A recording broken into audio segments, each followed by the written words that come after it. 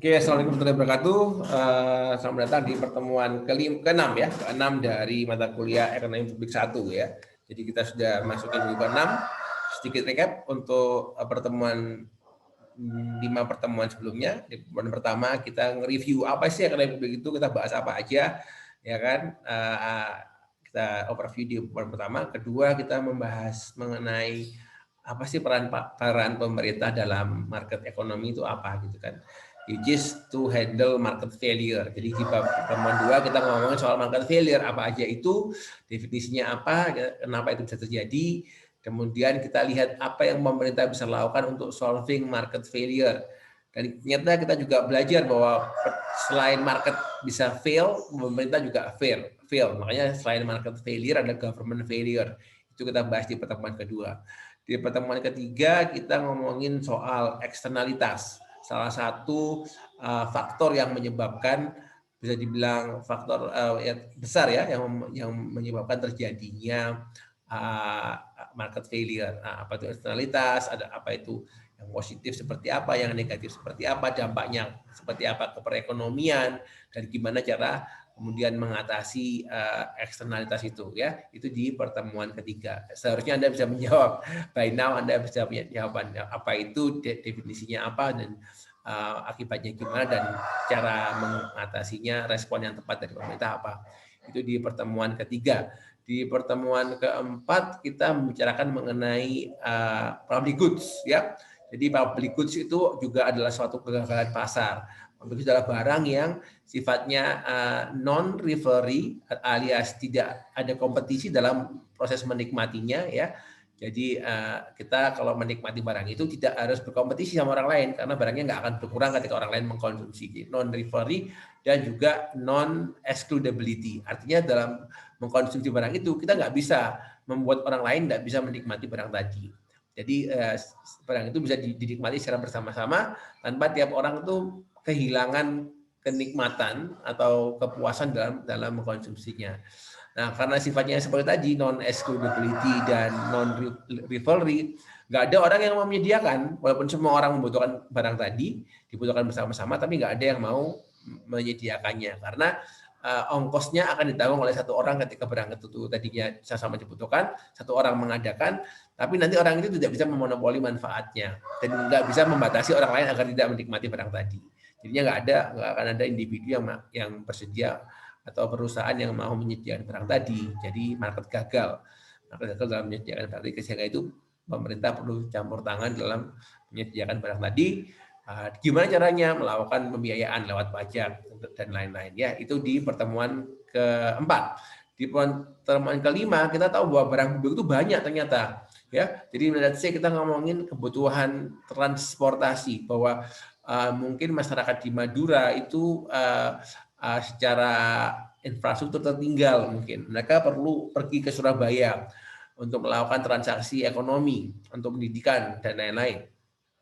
Jadi perlu barang publik berupa infrastruktur transportasi. Tapi kita akan memilih apa? Apakah kita memilih jembatan Suramadu? Apakah kita memilih kapal feri atau yang lainnya? Ya kan? Nah, ini ada beberapa pilihan.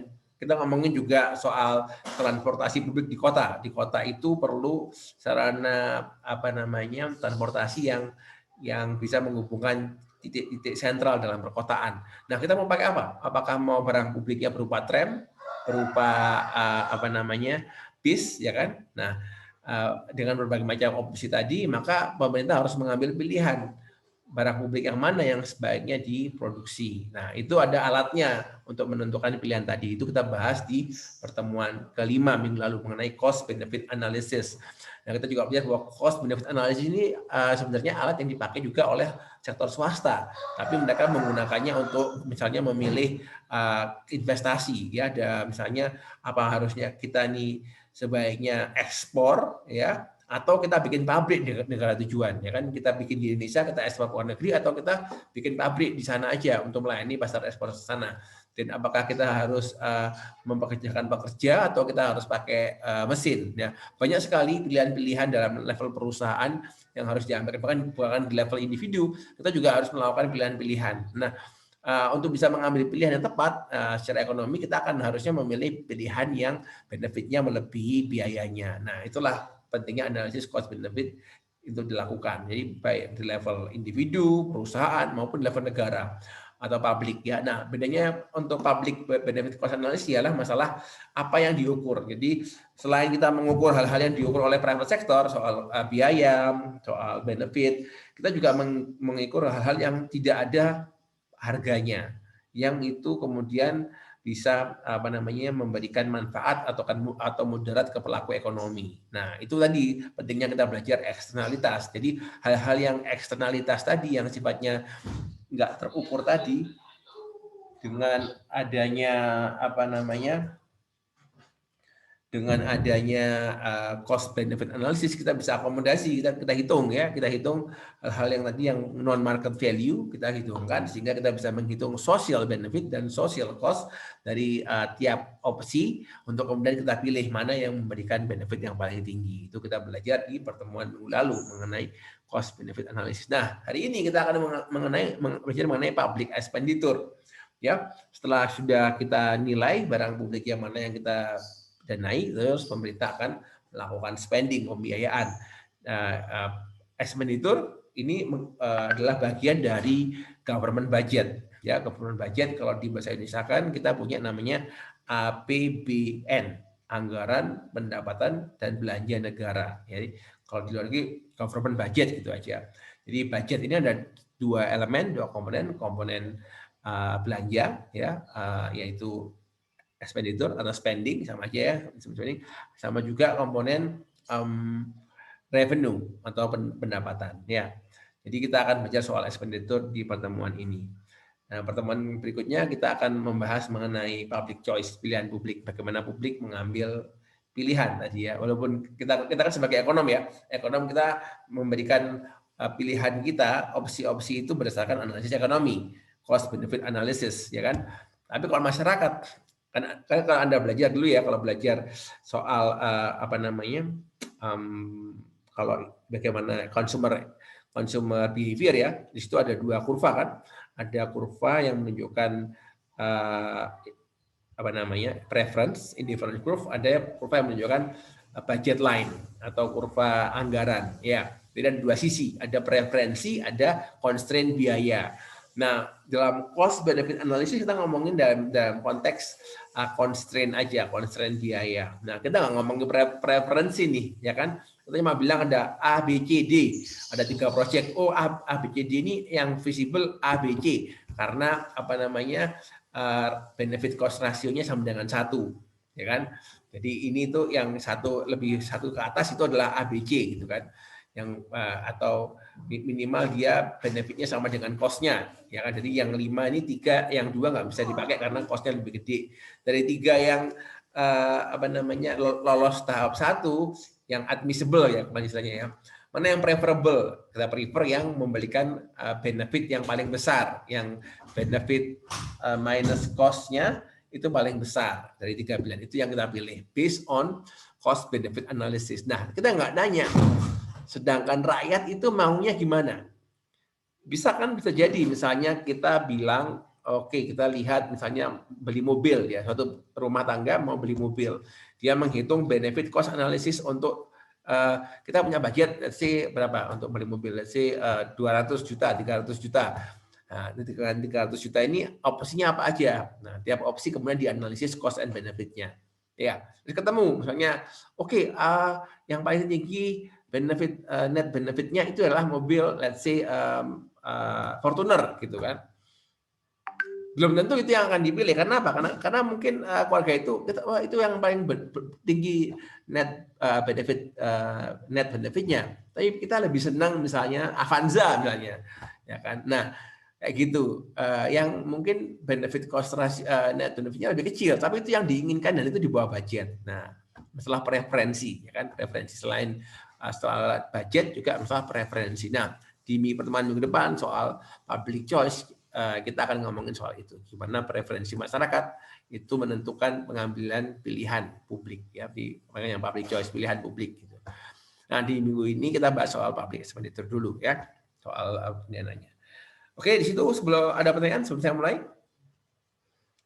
Oke, kalau belum ada pertanyaan saya lanjutkan dulu. Oke, yuk. Oke, public expenditure ya. Jadi menurut Adam Smith, harusnya tahu ya semua Adam Smith, Bapak Ekonomi ya. Adam Smith ini dia bilang bahwa dia bilang bahwa the only good budget is a balanced budget. Satu-satunya anggaran yang baik itu anggaran yang balance. Balance artinya belanja sama dengan pendapatan gitu ya. Menurut Adam Smith gitu, nggak ada utang kayak gitu. Oke, jadi kita akan bahas ada 3. Yang pertama kita ngomong apa itu public expenditure, terus kita ngomong soal sistem dari belanja publik dan juga budget dari negara seperti apa. Nah, kalau kita ngomongin soal public expenditure itu ada 2 komponen ya. Belanja, kita ngomongin belanja ya, kita belum ngomongin pendapatan ya. Public expenditure itu ada 2 komponen. Yang pertama adalah government expenditure atau pengeluaran pemerintah. Nah, ini pengeluaran untuk hal-hal yang sifatnya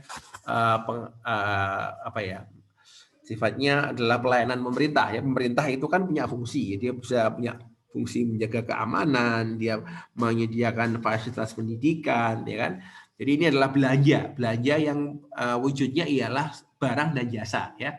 Barang bisa misalnya kayak pengadaan sekolah, itu kan berarti harus belanja material bangunan, dia harus belanja furniture sekolah, ya kan. Dan juga jasa, sekolah butuh guru, guru kan bukan barang kan, tapi jasa orang-orang yang memberikan layanan jasa pendidikan ya. Jadi kayak PNS kayak saya nih ini juga termasuk dibiayai oleh government expenditure ya dalam bentuk kenapa? Karena saya dibutuhkan untuk memberikan layanan untuk pendidikan tinggi ya kayak gitu. Jadi belanja yang wujudnya ialah belanja barang dan jasa untuk memenuhi fungsi-fungsi pemerintah tadi ya. Nah, selain kita belanja, kita ada juga yang namanya transfer. Nah, apa bedanya transfer sama belanja? Transfer ini diberikan dalam bentuk transfer uang. Ya, kalau tadi kan barang ya. Jadi dengan belanja ini, belanja adalah suatu bentuk nominal yang ditransaksikan dalam pasar ya untuk mendapatkan barang dan jasa. Kalau transfer ini diberikan kepada individu.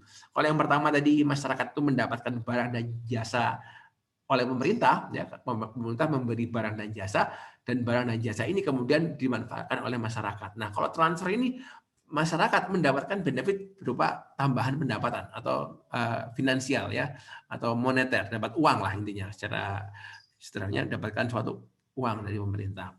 Transfer namanya. Bentuknya apa? Ya seperti kayak ada pernah dengar BLT kan ya, BLT ya kan, bantuan langsung tunai ya, PKH.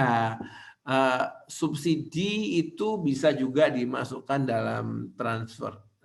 Itu berbeda nanti kalau subsidi BBM misalnya, subsidi listrik itu masuk ke mana? Gitu. Masuk ke transfer atau masuk ke government expenditure. Tapi kebanyakan sih dimasukkan ke transfer ya, bagian dari transfer yang di pemerintah mentransfer.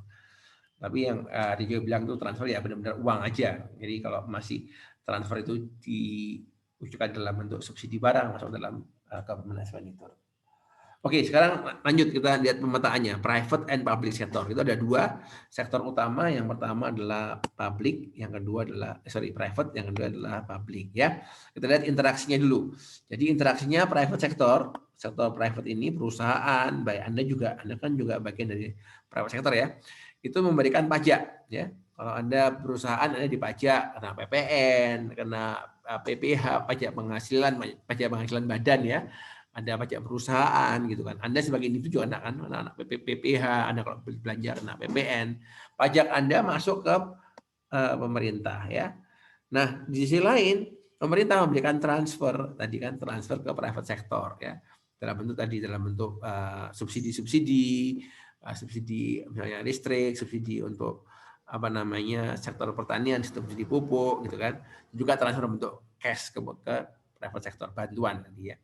Nah, private sector melakukan aktivitas, dia melakukan konsumsi dan dia melakukan investasi, ya. Dan kemudian public sector dengan income yang didapat dari ini, dia kemudian mengeluarkan government expenditure ini. Jadi 2, ada government expenditure, ada transfer ya yang dilakukan oleh pemerintah ya. Nah, ini government spending ada 2. Yang pertama adalah untuk konsumsi ya. belanja pemerintah yang sifatnya konsumsi, barang-barang yang untuk digunakan sama pemerintah. Yang kedua adalah yang investasi. Government juga melakukan investasi. Itu apa itu investasi? Ingat, investasi di ekonomi bukan investasi di akuntansi atau manajemen. Akuntansi adalah menurut di ekonomi, investasi ialah penambahan barang modal. Jadi kayak beli saham itu bukan dianggap investasi dalam ekonomi, ya. Jadi kalau investasi Anda beli saham, kemudian saham tadi hasil pendapatan dari penjualan saham oleh perusahaan dibuat untuk investasi pabrik. Nah, investasi pabriknya itu yang dihitung sebagai investasi dalam ekonomi oleh teman-teman dari ilmu ekonomi, ya. Kalau teman-teman dari manajemen mungkin akuntansi udah beli sahamnya dan dianggap sebagai investasi finansial, kita enggak, ya. Jadi ternyata baik pemerintah maupun private sama, ya, sama-sama melakukan konsumsi dan sama-sama melakukan investasi. Nah, kalau Anda belajar makroekonomi, persamaan makroekonomi kan apa persamaan makroekonomi? Pasti kan enggak. Dari GDP itu kita akan belajar bahwa ada namanya GDP itu kan Y sama dengan, ya, C plus I, ya, plus G plus net export, ya. Nah, saya tanya sekarang, ini kan ada yang namanya ada government, ya, Anda belajar sini. Nah, saya tanya, government ada di sini itu apa komponennya?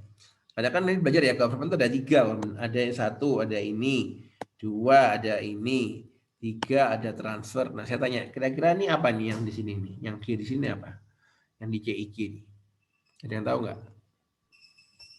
G yang di sini itu apa?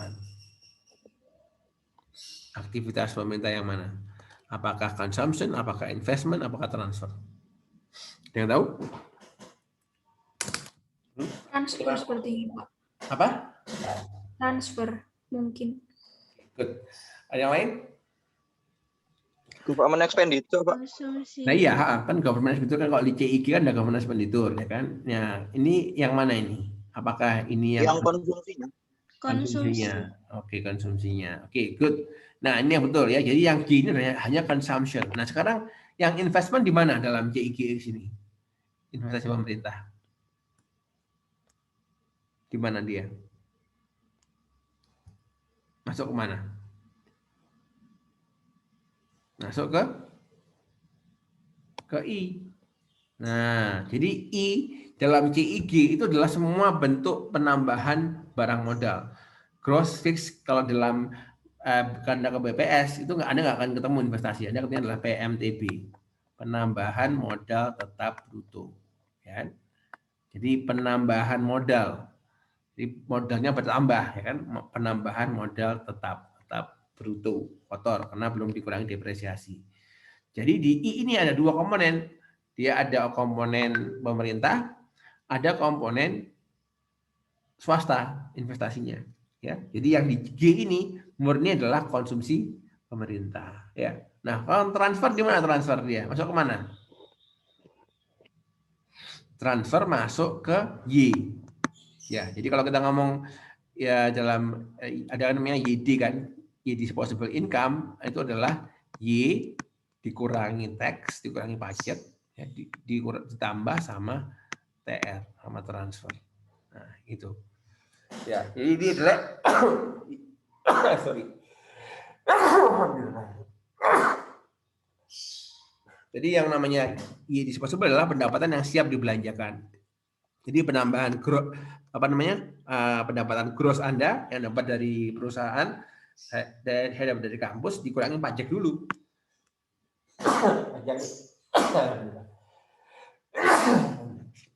Pajak pendapatan, pajak PPN, ya.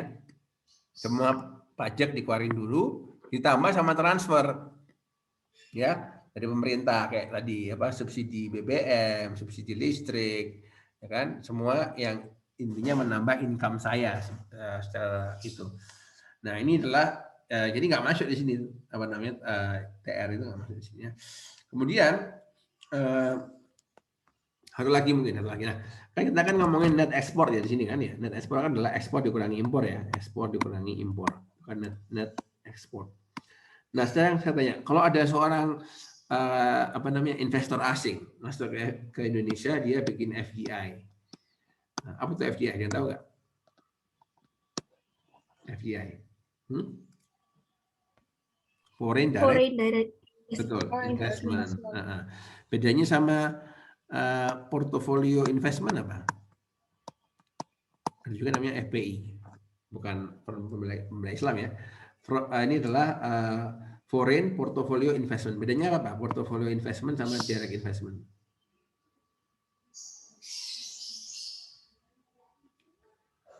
Nah, kalau foreign direct investment apa nih? Ini adalah investasi dalam bentuk fisik, ya. Misalnya ada Nun bikin pabrik di Indonesia, ya. Pabrik ini kan fisik ya.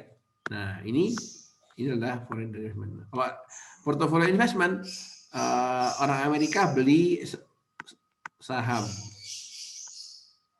pemerintah Indonesia. Ya, ini saham-saham ini atau membelikan obligasi, dia beli obligasi Sun misalnya, ya, Ori, dibeli sama orang asing. Ini masuk sebagai foreign portfolio investment, ya, ya. Jadi ini, nah sekarang yang masuk dalam sebagai investasi mana yang kita hitung dalam GDP, yang FDI atau yang FPI? FDI, Pak. FDI. Nah, FDI. Betul. Ini karena ini adalah penambahan barang modal benar-benar ada. Nah, sekarang ini ngitungnya di mana dalam CIGX ini? Gimana? Sama di sini. Jadi investasi asing ya yang FDI itu masuk dalam. Jadi dalam ini ada 3 elemen di sini. Ada mungkin 2 elemen besar ya. Jadi di FDI itu ada elemen pertama. Jadi dari investasi ini buat itu ya, buat supaya Anda melek data ya. Punya kan teman-teman tuh jagoan kalau teori, kalau masuk ke data pada bingung. Oke, jadi yang namanya investment dalam GDP, dalam investment itu ada 2. Yang pertama kali dia adalah private, investasinya private, ya. Nah, yang satu lagi public, I-nya government ya, government, ya. Private ini bagi 2 lagi, ada domestic, ada foreign, ya. Semuanya jadi satu di ini. Nah, ini jadi ini untuk catatan Anda ya. Jadi ada studi yang melihat misalnya dampak misalnya membandingkan misalnya antara investasi private sama investasi government ini mana yang lebih efektif dalam mendorong Y misalnya. Ini salah satu ide ya kalau Anda mau melakukan penelitian. Atau misalnya private, domestik itu gimana sih dampaknya terhadap foreign? Ya, ini mana yang lebih efektif dalam mendorong ini Y gitu kan. Ada juga studi yang melihat interaksi. Apakah investasi private itu membuat investasi pemerintah, apakah investasi swasta itu pemerintah itu bikin investasi private lebih tinggi atau lebih rendah, ya kan? Nah, kalau investasi pemerintah bikin investasi swasta turun, namanya apa itu berarti? Masih kan enggak? Kalau investasi pemerintah, belanja pemerintah ini dalam investasi justru bikin investasi swasta turun, namanya apa itu? Crowding out effect, ya kan? Belanja pemerintah mengurangi belanja swasta, gitu kan? Tapi kalau investasi pemerintah bikin investasi private tambah jos, tambah naik, namanya apa itu berarti? Konsep multiplier ya, multiplier effect ya. Jadi itu yang perdebatan. Pemerintah itu spendingnya tuh sifatnya apa sih? Sifatnya itu multiplier, bikin spending swasta tambah besar, atau sifatnya crowding out. Nah, itu perdebatan filosofis nanti antara kelompok-kelompok yang percaya sama market sama percaya government, ya. Di situ perdebatannya. Nah, itu juga ada lagi nanti. Ini domestic and foreign ini juga bisa diperdebatkan. Apakah investment foreign itu akan membuat investasi domestik lebih cepat enggak? Ya. Apakah dengan kita membuka pintu investasi asing itu akan mendorong investasi domestik Atau sebaliknya, semakin besar investasi asing justru malah bikin investasi domestik jadi mundur. Ya, itu adalah topik yang menarik ya. Kalau ada mau penelitian tuh bahas investasi ini banyak dimensinya yang menarik untuk dikaji. Oke, lanjut. Next slide. Sorry. Kenapa nggak mau jalan? Oke, di sini lagi dia. Bentar. Oke, lanjut ya. Kita sekarang kita ngomongin soal makro. Tadi kita sudah sedikit ngomong makro, kita ngomong makro lagi deh sekarang. Ngomong makro lagi. Jadi public expenditure, belanja publik itu adalah bagian penting dari total income dan expenses. Kenapa kok ada income and expenses? Ya, karena kita dulu belajar di makro ya, ada tiga sudut dari GDP ya. GDP itu ada 3 sudutnya. Pertama sudut pandang sebagai income ya. Ini sebagai income, sebagai expenditure atau belanja ya. Satu lagi sebagai output quantity ya. Ini adalah 3 sudut pandang GDP. Jadi total barang yang diproduksi oleh satu negara itu kan nanti akan dibeli oleh masyarakat negara tadi atau negara lain. Jadi output sama dengan expenditure, belanja yang digunakan untuk membeli barang dan jasa ini akan menjadi penghasilan buat faktor produksi. Ya, perusahaan atau individu yang bekerja di perusahaan tadi. Jadi GDP itu ada tiga sudut, sisi output, sisi income, dan sisi expenditure. Ya, jadi public expenditure G ya itu adalah bagian penting dari agregat demand. Ya, agregat demand berarti kita ngomong soal expenditure, agregat demand. Agregat demand sama dengan agregat expenditure, yaitu C belanja konsumsi rumah tangga, ya kan? Terus IG investasi pemerintah, ya kan? Dan swasta juga ya. G belanja pemerintah dan ekspor ya, ekspor neto ya. Jadi trends dari G akan mempengaruhi employment, production, and economy ya.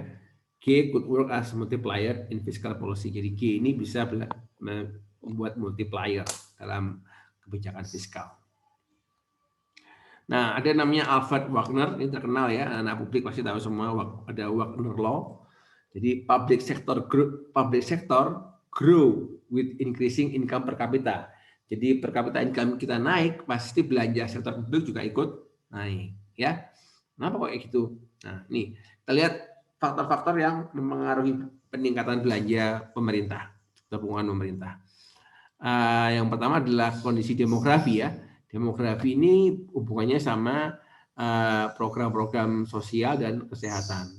Misalnya ada perubahan dalam struktur usia ya. Nah, kenapa kok struktur usia mempengaruhi? Ya jelas kan kalau misalnya struktur demografi kita tuh banyak anak kecil ya, berarti kebutuhan akan anak kecil semakin besar. Apa tuh kayak puskesmas untuk kesehatan, sekolah ya kan.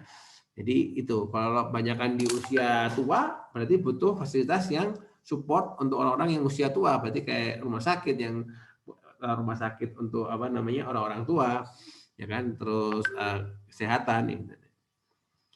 Nah, jadi ada juga selain usia juga ini perubahan ya.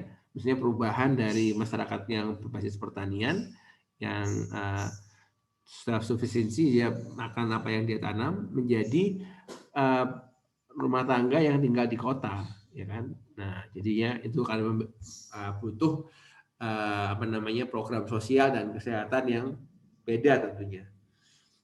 Juga threshold efek minimum ya, kalau ada suatu misalnya setelah kota itu mencapai suatu level tertentu, dia butuh listrik yang lebih besar, ya kan, perlu kapasitas listrik, perlu kapasitas air yang lebih besar, otomatis kan harus mengikuti gitu batasan minimum tadi untuk perkembangan kota atau wilayah. Inflasi ya, Kalau inflasinya otomatis ya, inflasi lebih tinggi, maka membutuhkan biaya lebih besar untuk menyediakan barang dan jasa yang sama, termasuk untuk membayar peningkatan gaji PNS ya, untuk sebagai konsekuensi dari inflasi ya. Perubahan teknologi juga mempengaruhi belanja publik ya, peningkatan produktivitas tenaga kerja, terus atau produktivitas yang stagnan di sektor publik ya. Itu teknologi mempengaruhi belanja publik. Produksi ya, tingkat produksi selalu tumbuh ya. Jadi populasi tumbuh, perusahaan tambah banyak ya kan, mobil tambah banyak. Artinya apa? Kalau perusahaan tambah banyak berarti pajaknya akan semakin banyak, objek pajak. Ya kan, populasi tumbuh semakin banyak orang untuk dipajak. Apa tuh namanya, pajak penghasilan semakin banyak karena semakin banyak orang yang bekerja gitu kan. Jadi tax base atau basis pajak meningkat, pendapatan negara meningkat, artinya bisa belanja lebih banyak. Peningkatan ekspektasi dari masyarakat ya, masyarakat misalnya menuntut apa, sekolah gratis, apa namanya, misalnya rumah sakit gratis gitu kan ya. Itu juga akhirnya menuntut pemerintah harus belanja semakin lama semakin besar. Ada juga faktor politik ya, misalnya ada belanja tertentu yang populis itu cenderung meningkat di era-era mendekati pemilu gitu kan, bansos gitu yang sifatnya gula-gula buat masyarakat itu akan meningkat seiring dengan mendekati kampanye. Jadi itu ada faktor politik yang mempengaruhi besarnya belanja pemerintah. Birokrasi juga iya ya, itu semakin besar birokrasi semakin besar biaya untuk yang harus dikeluarkan dan lain-lainnya, banyak yang lainnya. Oke, sekarang kita lihat soal demografi ya. Kita lihat ini di Amerika mungkin ya, bukan di negara kita kan 1930 kita belum merdeka. Saya nggak yakin datanya ada. Oke, ini yang warnanya biru yang laki-laki, yang merah yang perempuan ya. Kita lihat ini seperti ini polanya. Jadi banyak yang di bawah umur ya, banyak penduduknya muda berarti ya. 30 paling banyak itu di umur berapa nih? Di sini. Tentang umur paling banyak di sini. Di 20-24 ya. Nah, bandingkan sama struktur ini, tapi ini kemudian ini kecil ya, mengecil di sini, mengecil, membesar lagi di bawahnya ya. Jadi yang usia remaja sedikit ya, yang usia balita yang banyak ya, yang muda sekali ini yang banyak. Nah, kalau kita bandingkan kemudian dengan tahun 30 ya, ini 30 tahun berikutnya 1930 jadi 60 tahun ya. 60 tahun, 6 dekade berikutnya kita lihat beda sekali. Sekarang ini relatively flat ya kan? Relatively flat. Jadi yang bawah nggak begitu banyak ya kan, jadi merata ya. Kayak gitu. Nah, ini pasti kalau struktur penduduk berubah, maka demand-nya beda ya. Kalau banyak yang di atas ini, di usia matang ini, dia butuhnya perumahan ya. Dia butuh green space gitu kan. Hal-hal yang menyangkut atau butuh hiburan, tempat olahraga, tempat-tempat yang kira-kira memenuhi kebutuhan masyarakat yang di umur segitu gitu loh. Jadi struktur demografi kita mempengaruhi akan kebutuhan barang dan jasa yang dibutuhkan oleh kelompok umur tadi ya. Nah, ini sedikit ilustrasi aja untuk melihat dinamika public expenditure ya. Ini adalah social spending aggregate, pengeluaran sosial ya, secara agregat secara total tahun 60 sampai 2009, 60 sampai 2009 ya. 2009, ada juga yang tahun 2011 ya. Ada juga estimasi 2011 ini untuk Australia, Perancis, Jepang, Amerika Serikat, European Union dan OECD. Kita lihat. Nah, ini beda-beda ya, yang OECD yang warnanya ini OECD. Yang paling tinggi ini punyanya Perancis ya, ini French. Yang paling rendah di sini yang putus-putus ini ada dua ya, ini yang paling rendah di sini yang putus-putus punyanya siapa nih? Jepang ya. Australia. Nah, ini US di sini, Australia US. Jadi ini kita lihat bahwa ternyata dari waktu ke waktu belanja sosial semakin lama semakin besar ya. Prancis semakin besar. Jadi ini ada pasti ada hubungannya sama-sama demografi juga gitu kan. Belanja sosialnya semakin besar. Belanja sosial biasanya itu yang dimaksud sosial itu adalah biasanya untuk education sama health ya, edu sama health. Biasanya kalau di ekonomi itu kita ngomongnya kalau sosial itu ya ini health dan education. Ya. Karena penduduk semakin tua ya, kan aging population di sana. Jadi kebutuhan untuk kesehatan lansia semakin besar. Ini di berbagai negara lain ya, kita lihat berbagai macam social spending ya cenderung meningkat ya. Ada yang lambat, ada yang cepat ya, tapi cenderung semakin lama semakin meningkat. Oke, ini pensiun dan health expenditure ya. Jadi ini adalah belanja untuk pendanaan pensiun dan belanja kesehatan ya.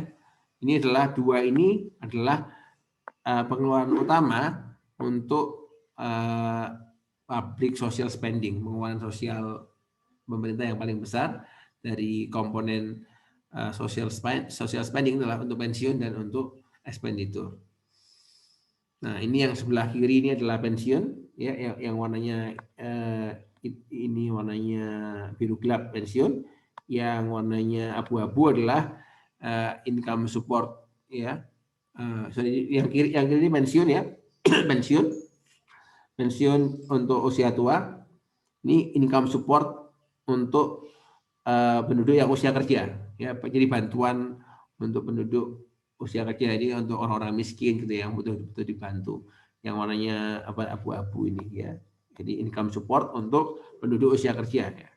Kayak unemployment benefit, terus cash transfer kayak BLT gitu. Yang warnanya biru gelap itu adalah untuk pensiun, untuk usia tua. Yang di sini adalah kesehatan. Yang di warna abu-abu adalah seluruh layanan sosial yang lain kecuali kesehatan. Kita lihat ya, di tahun 2009 di berbagai negara, dari mulai Meksiko sampai ke Perancis, tapi kayaknya nggak ada Indonesia di sini. Nggak ada. Ya, seperti ini ya. Kita lihat ini persentasenya berarti ya. Ini dalam ya ini percentage of GDP, persentase dari GDP ya. Teman-teman dari ekonomi ya, kalian usahakan belajar banyak ya. Kalau ada lihat grafik yang menarik itu, coba langsung otomatis punya respon gimana cara bikin grafik ini ya. Karena buat teman-teman dari ekonomi, kayaknya skill yang diharapkan market tuh minimalnya bisa menggambar grafik lah ya, grafik yang informatif gitu ya, yang seru kayak gini. Kita lihat kan dari pensiun ya, belanja pensiun paling besar itu di Italia ya. Di Italia itu 15% dari GDP-nya itu habis untuk biaya pensiun ya, atau belanja pensiunnya itu 15% dari GDP. Ya, ini yang paling gede ya. Nah, kalau untuk income support untuk penduduk usia kerja yang paling gede siapa? Coba lihat.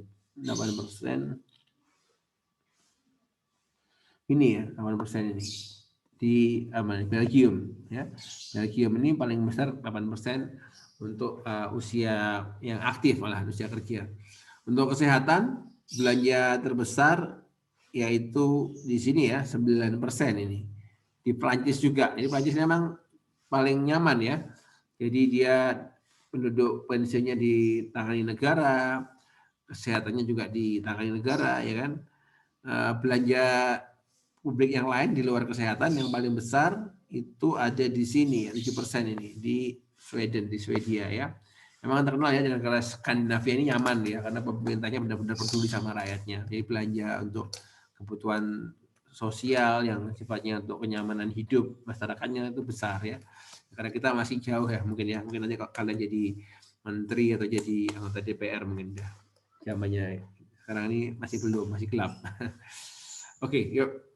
Lanjut lagi, ini kemudian hubungan antara apa nih? Hubungan antara ukuran sektor publik terhadap GDP. Nah, ini juga menarik loh untuk dilihat hubungannya gimana ya. Ini GDP per kapita, ini persentase anggaran pemerintah ya terhadap GDP. Kita lihat sebenarnya nggak ada pola yang pasti sih sebenarnya, agak random juga ya. Jadi ini menarik sebenarnya. Ini ada perdebatan ini kita ngomong dari public choice. Berapa besar sih seharusnya sektor publik itu terhadap GDP? Itu pertanyaan yang menarik, ya kan?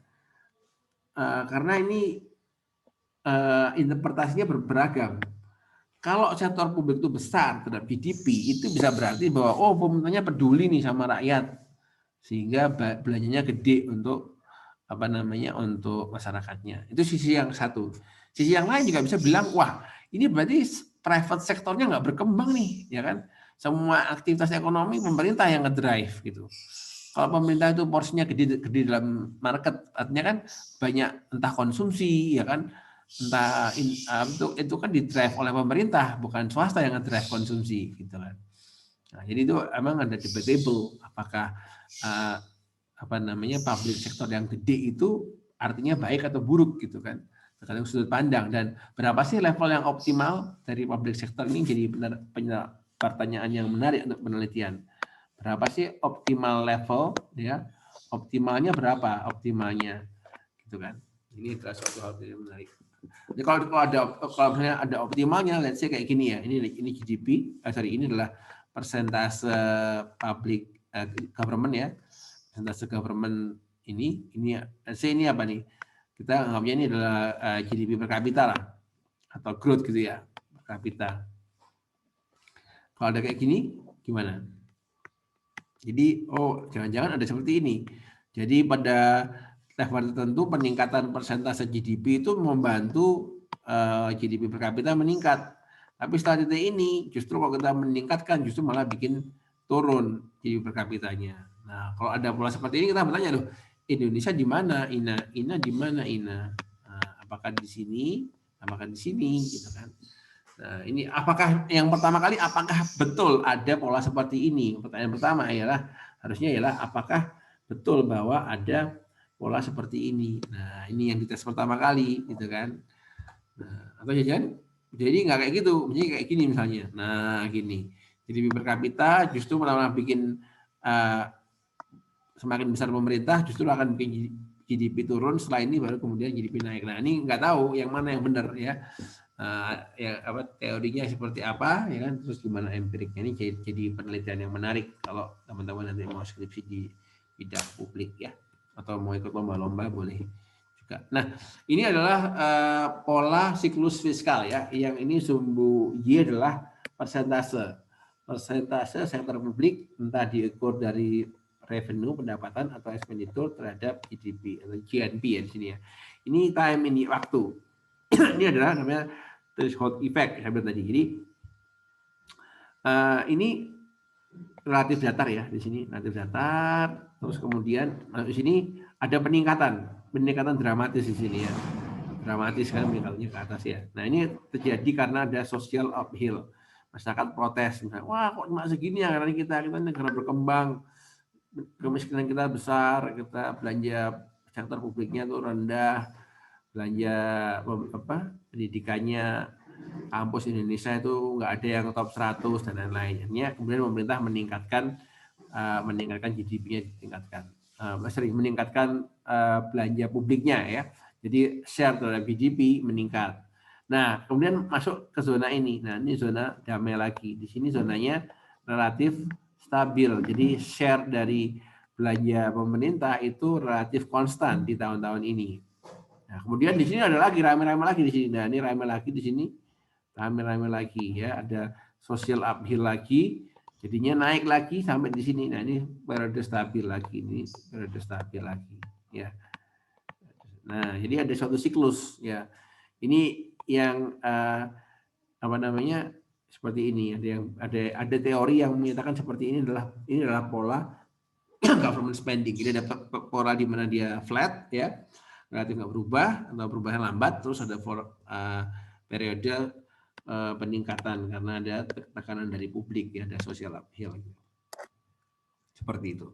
Nah, sekarang gimana thresholdnya, gimana menentukan kapan terjadi titik-titik ini, titik pergeseran ini, itu ya, itulah yang kemudian jadi pertanyaan. Nah, titik mana yang udah cukup, ini cukup flat, waktunya naik, waktunya stabil ya. Untuk menentukan thresholdnya ini adalah pertanyaan yang menarik ya untuk didiskusikan. Oke, ini saya bahas saja. Jadi belanja publik ada dua macam, bisa memberikan subsidi untuk komoditas ya. Kalau ini adalah analisis barang X dan barang Y. barang X ini yang dikasih subsidi ya. Jadi barang X itu dikasih subsidi, X1 adalah sebelum subsidi, X2 setelah subsidi. Jadi karena yang disubsidi barang X ya, jadi barang X2 harganya turun. Jadi konsumsinya meningkat. Ya. Barang Y nggak disubsidi ya, barang Y, tapi barang sebelum ada subsidi, konsumsi di sini di I1 dengan Y1 dan X1. Sorry. Harusnya di sini X1-nya. Oh iya, di sini. Di sini ya, harusnya di sini adalah X bintangannya yang dikonsumsi di sini.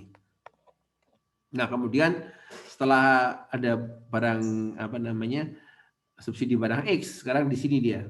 Nah, di sini. Nah, jadi di sini ini X1-nya di sini. Ini akhirnya X2 harusnya keliru nih, harusnya X2 di sini. Ya. Artinya apa? Artinya sekarang dengan subsidi barang 2, konsumsi barang X naik ya. Tapi barang Y turun. Ya. Jadi barang Y meningkat, konsumsinya barang Y turun ya, karena ada subsidi barang X, karena barangnya yang disubsidi ya. Oke. Nah, atau yang kedua kita bisa pakai income subsidi, yang disubsidi income-nya. Nah, kalau tadi yang disubsidi cuma barang X, maka yang geser cuma barang X ya, karena barang X lebih murah jadi dia geser ke sana, tapi barang Y nggak bergeser ya, karena nggak disubsidi. Tapi kalau kita pakai barang income subsidi, dia bergesernya dua-duanya. Ini bergeser ke atas. Ya. Nah, kalau dengan income subsidi, konsumsi barang Y naik, konsumsi barang X naik, ya, sama-sama meningkat konsumsinya. Kenapa? Karena masyarakat punya pilihan berapa yang mau dialokasikan. Nah, kalau Anda belajar di Mikro 2, Anda bisa membuktikan sebenarnya bahwa income subsidi dalam bentuk cash atau income itu akan menghasilkan welfare atau utilitas yang lebih tinggi dibanding subsidi dalam bentuk barang. Karena dengan mengalokasikan dalam bentuk income, individu bisa memilih, ya, bisa mengalokasikan secara bebas kombinasi barang mana yang akan memaksimumkan dia punya kesejahteraan atau kepuasan atau utility dibandingkan dengan diberi subsidi barang, ya. Oke, ini cuma ini pola gimana ya, pola belanja pemerintah ya, belanja untuk social transfer, belanja untuk konsumsi, untuk capital, untuk subsidi, untuk belanja bayar utang gitu kan. Nah, jadi itu adalah berbagai macam bentuk belanja pemerintah ya. Ada belanja capital intinya dan non capital. Capital itu belanja untuk belanja modal ya, untuk barang-barang modal. Non capital adalah belanja kayak gaji pegawai negeri, itu masuk non capital. Ada juga transfer itu masuk ke dalam non capital ya. Transfer adalah financial flow dari anggaran pemerintah ke individu maupun ke perusahaan. Ada juga ya, kita juga bisa memberikan subsidi ke perusahaan, misalnya kayak menurunkan batasan pajak gitu ya, atau memberikan misalnya subsidi untuk perusahaan yang menggunakan energi terbarukan. Nah, contohnya transfer to household, transfer ke rumah tangga, social insurance ya, asuransi sosial, memberikan subsidi ke anak kayak kartu pintar itu juga adalah satu bentuk memberikan uang saku kan ke anak-anak, ke siswa miskin ya. Juga ini kok di sini nggak ada ya, ini Pak Prakerja kemarin kayak gini intinya, memberikan subsidi untuk pengangguran ya, supaya pengangguran bisa dapat pekerjaan yang lebih baik. Ke perusahaan misalnya bisa juga berbentuk subsidi modal maupun non modal. Ini item-itemnya, jadi ini di barat ya, ada 14 item di US mungkin. Ada social expenditure, ada education, ada biaya administrasi, ini untuk pegawai negeri sepertinya, civil service, untuk jalan raya, untuk pemerintah daerah, untuk pengeluaran pertahanan ya, untuk militer ya, keamanan, untuk polisi mungkin, untuk perumahan, untuk kesehatan, untuk sektor pertanian dan kehutanan ya, dan lain-lain ya. Nah, PR minggu depan buat Anda adalah mencari ini. Tolong carikan di APBN, versi APBN kita ya. APBN-nya apa aja sih komponen belanja kita ya. Pertama kali terus bikin ini juga ya, bikin grafik ini. Ini PR minggu depan ya. Jadi tahun 2 tahun ya, tahun 2020 atau 3 tahun deh. Sebelum pandemi 2019 ya. 2020 sama sekarang 2021. Gimana bentuknya ini? Potongan kuenya ya. Berapa persen belanja modal, berapa persen belanja yang non modal ya. Terus juga gimana nih komponennya nih? Ada berapa komponen ini? Ya, 2019, 2020 dan 2021 ya. Gimana? Perubahannya gimana? Ini kan menarik dilihat nanti. Ini dalam bentuk berapa? Dalam bentuk rupiah ya, dan juga dalam bentuk persentase ya. Persentase berapa persen sih belanja pendidikan kita gitu kan. Pasca krisis berapa gitu kan ya. Supaya ada melek APBN ya, kayak gitu. Nah, ini di negara lain ya, di stats-nya ini peningkatan dalam belanja macam-macam ini ya. Nah, ini ya saya nggak minta Anda bikin ini ya, ini panjang kan, ini kan dari tahun berapa nih, 98 sampai tahun 2012 ya. 10 tahun lebih nih ya. 10 tahun lebih. Nah, ini kan perubahannya gimana? Ternyata yang paling tinggi apa nih yang warnanya ini? Total expenditure ya. Totalnya. Nah, saya bikin 3 tahun aja untuk latihan. Nah, kemudian setelah ini kan, tapi ingat ya, kalau cuma total nominal tuh kurang akurat untuk melihat. Oh, seakan-akan kalau kayak gini ya, belanja apa ini kan total semuanya ya, yang warnanya ini kan total, yang warnanya ini kan total semua, total expenditure ya, current price ya. Nah, ini juga penting nih, kalau antara waktu orang ekonom harus peka mana yang current price, mana yang real price.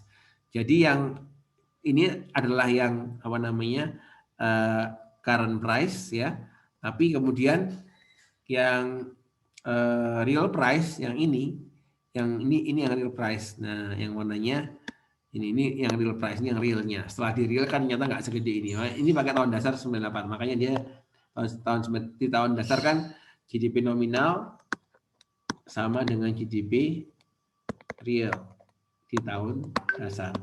Nah, jadi makanya kenapa kok kemudian perpotongan di sini ya. Jadi ini versi apa namanya, yang atas versi nominal, yang bawah versi real ya.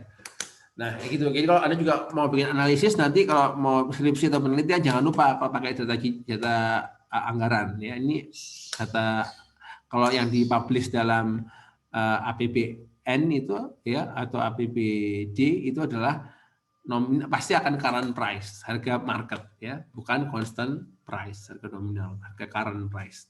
Nah, kalau Anda mau bikin analisis antara waktu, lihat yang apa namanya, yang real price-nya atau yang constant price-nya.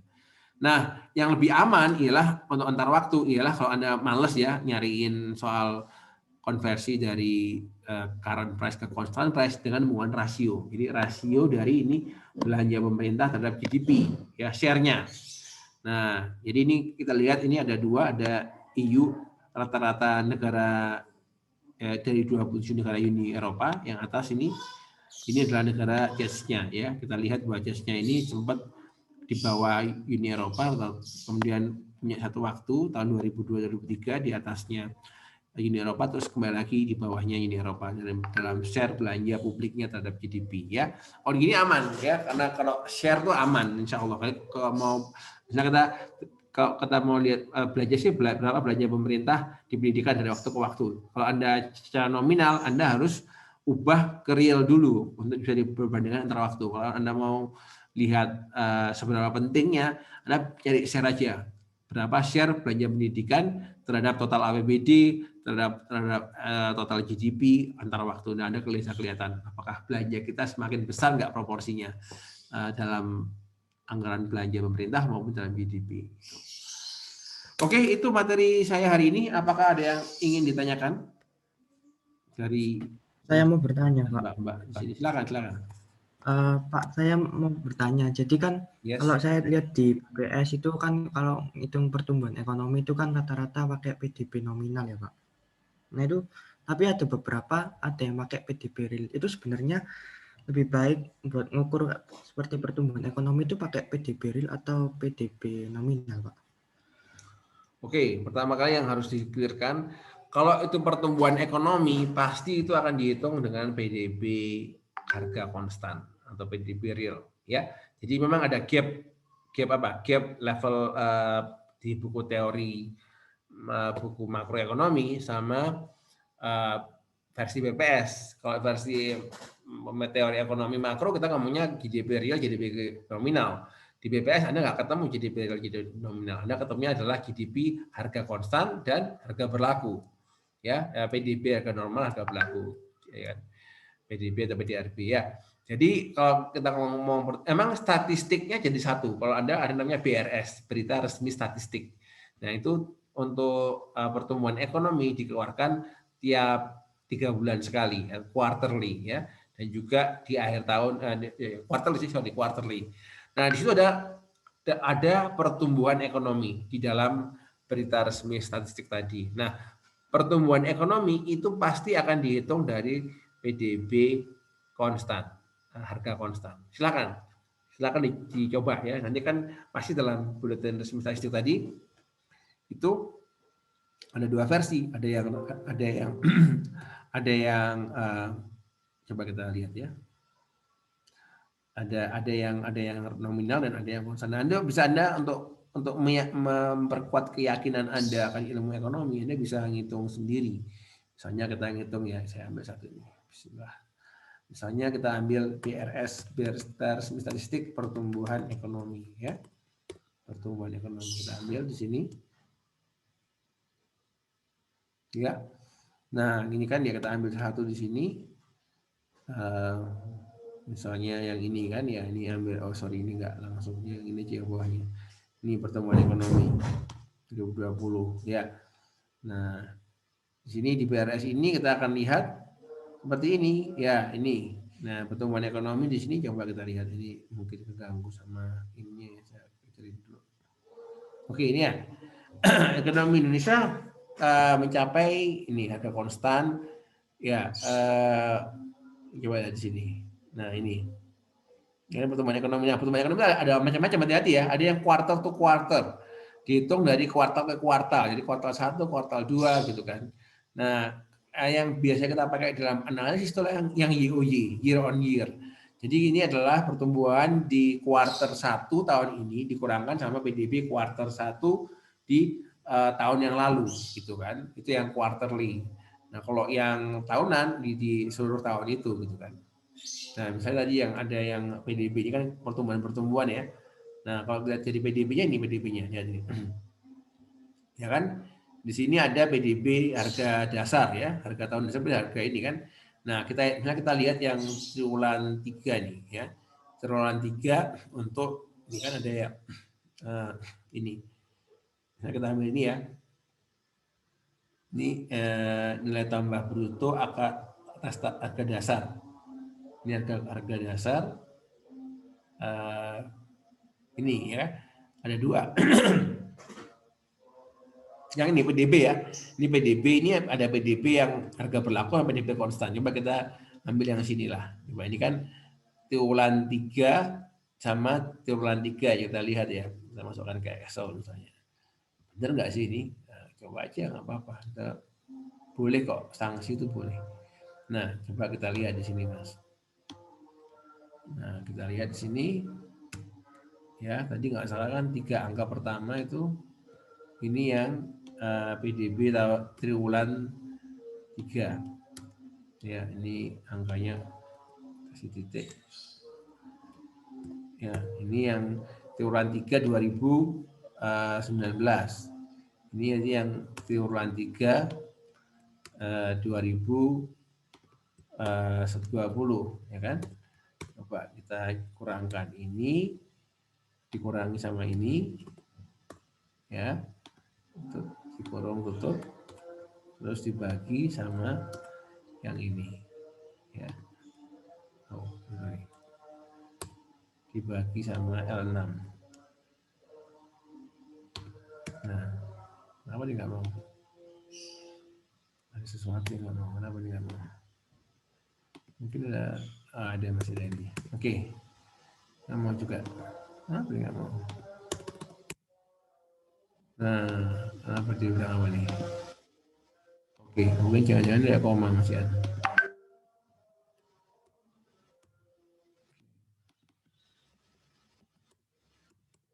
Nah, nih. Jadi kita lihat berapa persen ini adalah minus 3,49% ya, minus 0,349%. Nah, kita lihat itu nggak tadi 0,34%. Ya, kita lihat pertumbuhan ekonomi berapa tadi? YOY ya, yang YOY untuk seluruh barang, ini mana tadi? Ini impor, ini mana semuanya? Ini sektoral ya, ini sektoral. Nah, kita lihat ini lapangan usaha. Ini ada yang ya, jadi ekonomi kan ada lapangan usaha itu ya. Ya, ini dari pengeluaran sekian triwulan ya kan. 3 ini kan 3,4 kontraksi pertumbuhan sebesar nih. Kontraksi pertumbuhan sebesar 3,49% ya Mas ya. 3,49 ya kan. Cocok lah ya kita kalau kita bulatin jadinya kan 349 ya. Gimana Mas? Ya kan sama kan ya? Kontraksinya 3,49%, sama seperti yang dalam PRS tadi kan, di sini dibilangnya ada kontraksi sebesar 3 untuk triwulan 3 2020 dengan triwulan 3 2019. Jadi YOY gitu ya. Jadi kalau namanya pertumbuhan ekonomi pasti pakai harga konstan. Jadi kan saya kan ngitungnya pakai yang tabel tabel harga konstan tadi kan. Ini PDB yang harga konstan ini ya kan. Ini harga konstan. Ya, kalau saya pakai harga berlaku pasti akan lebih besar. Pasti akan lebih besar ya. Kenapa sih kalau kita perlu pakai harga konstan ya? Jadi gini kita sedikit intermezzo dulu ya. Anda kan dulu belajar kan kalau kita ngitung gimana sih Pak ngitung GDP? Ngitung GDP itu gampang. Ini ngitung GDP itu analoginya kayak kita ngitung penjualan ya. Jadi kita tahu bahwa Indonesia tahun 2000 berapa nih? 2020 itu kita produksi barang sebesar Q ya, ini mungkin agak kayak gini ya. Jadi ini adalah barang yang kita produksi di tahun 2020 ya. Nah, terus ini adalah barang yang kita produksi di tahun 2019 ya. Nah, kita kalau kita ngitung ya, anggap aja satu negara ini produksinya satu barang ya. Maka kalau ngitung GDP itu dikalikan sama harganya. Berapa sih harganya? Nah, ini dapat Y 2020. Sorry. Ya. Kalau ini pengen tahu GDP tahun 2019, ya udah berapa produksi 2019 dikalikan sama P 2019 ya. Nah, GDP harga berlaku itu kayak gini loh, kayak yang ininya. Nah, kayak yang ini. Nah, ya. Nah, masalahnya apa? Kalau kita ngitung hanya ini kita hitung ya, berapa kenaikannya. Nah, maka kita itu nggak tahu. Ini karena kenaikan GDP nominal antar waktu itu bisa dua kemungkinannya. Bisa karena kuantitinya meningkat, ya kan? Produksi tambah banyak, atau bisa karena harganya tambah mahal. Nah, sekarang kira-kira yang lebih baik untuk kesejahteraan ketika mana yang meningkat? Ketika GDP naik karena harga atau karena kuantiti? Kuantiti ya, betul. Karena barangnya tambah banyak, ya kan? Lebih banyak orang bisa dapat barang yang lebih banyak, gitu kan? Nah, kalau yang naik karena harga, waduh, jumlah barangnya sama aja, tapi tambah mahal harganya. Nah, oleh karena itulah kita perlu pakai GDP konstan. Jadi, ya udah kita ngitungnya harga konstan. Tahun berapa? Anggap aja pakai tahun 2019. Nah, kalau harga konstan, itu nanti yang tahun 2020 nggak dihitung pakai P 2020, tapi pakai ini. Nah, ini dua ini untuk menghasilkan Y 2020 ya, tapi harga konstan 2019 kayak gitu ya, sehingga nanti kalau diperbandingkan 2 tahun ini itu P-nya sama. Jadi kalau ada perubahan itu karena perubahan dari Q ya, itu bedanya pertumbuhan ekonomi adalah menghitung perubahan dari quantity. Gitu. Karena itu menghilangkan pengaruh harga. Jadi pakai satu harga konstan. Nah, harga konstan itu diubah tiap 10 tahun sekali. Jadi sekarang ini 2020 harusnya terakhir tuh. Jadi kalau 2020 ke bawah itu pakai harga 2010. Jadi antara tahun 2010 sampai tahun 2020 itu pakai harga konstan 2010. 2020 ke atas pakai harga tahun 2020 supaya bisa komparasi antar waktu menghilangkan pengaruh peningkatan harga. Jadi perubahan pertumbuhannya benar-benar pertumbuhan dalam produksi, bukan harga. Gitu ya, Mas, kira-kira. Ada lagi yang mau tanyakan mungkin? Atau ini belum jelas atau mau ada yang lain, silakan.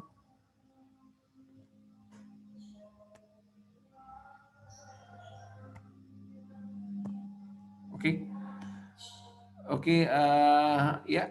Kalau nggak ada ya itu ya tadi plannya minggu depan ya. Minggu depan tolong dibikinkan supaya Anda bisa tahu data juga ya teman-teman ini supaya ngerti data. Tolong dibuka data APBD, APBN, dicari tadi berapa belanja kita untuk belanjanya untuk apa aja sih kita.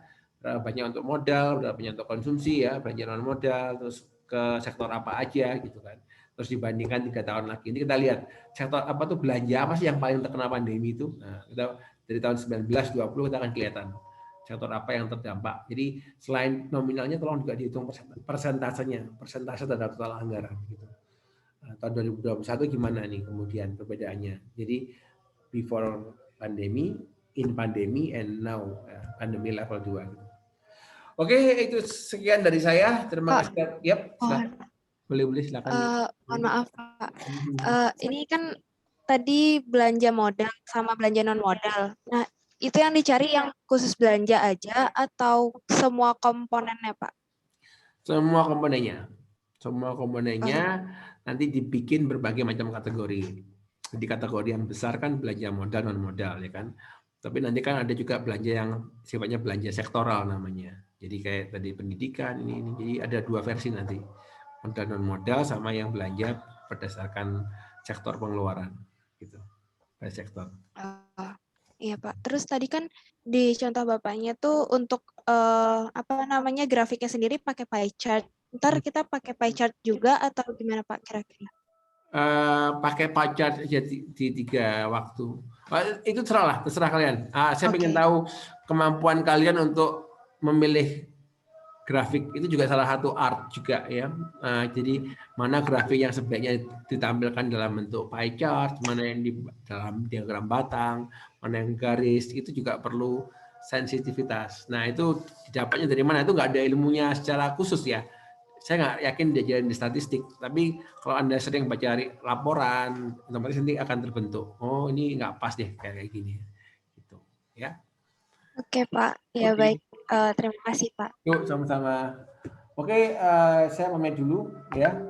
Silakan kalau ada yang mau variatif, mungkin ada yang mau ngambil level provinsi atau level kabupaten, saya terserah ya. Saya request-nya minimal ada di level negara Indonesia Raya. Kalau misalnya ada yang mau ngambil provinsi Jawa Timur atau yang ada anak-anak dari Papua mengambil provinsi Papua atau ada yang mengambil kabupaten Sidoarjo, kan karena APBD kan juga bagian dari APBN ya. Jadi kita bisa juga bikin versi APBD-nya kayak belanja modal, non modal, sektoral itu bisa di level APBD juga bisa gitu. Silahkan. Atau mungkin 2 aja deh kali biar unik. Jadi 1 ambil nasional ya, 1 regional. Regional itu terserah mau level provinsi, mau level kabupaten kota terserah.